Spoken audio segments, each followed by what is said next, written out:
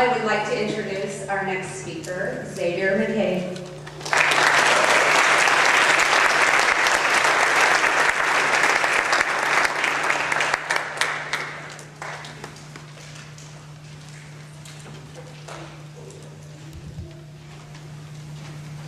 Voltaire, a major inspiration in both the religious and political aspects of my life, once stated, "I may not agree with what you have to say, but I will defend to the death your right to say it."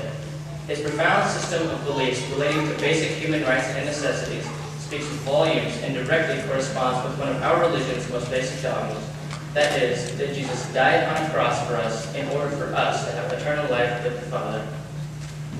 For a moment, ponder the power behind those words. A man, though small in the eyes of the Roman Empire and the world at the time, died on a cross for us. As Cicero stated, amicus certus in re incerta cernitur. A true friend is evident in times of trouble. Jesus' message is truly evident in this statement. With Christ's true love for us being displayed on the cross, shouldn't we meet every endeavor, regardless of how challenging or uncertain, with confidence? It is imperative that we grasp this concept and exercise our prophetic duty to spread the word. Throughout our years at St. Patrick's, many have attempted, and in my mind have succeeded in their endeavors to help us entirely grasp and appreciate these events. Any of us who were here during our preschool years remember Mrs. Anderson and Mrs. Bruning, who first began our religious journey with awe-inspiring stories such as Noah's Ark and the Good Samaritan. While graduation from 8th grade and our recent confirmation signals the end of one portion of our lives, it in no way signals the end of our religious journey. In fact, it signals the beginning of a journey that requires us to truly have faith in the Lord. That should give us all the courage, fortitude, and counsel we need. Our God will always provide us happiness, joy, and counsel, but only if and when we allow Him to do it. I admit that I have lost faith at times, that we have all been challenged with unexpected burdens. However, there have always been constant variables that have brought me closer to God.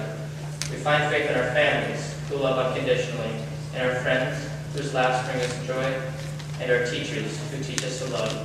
They will always be there with us to guide us.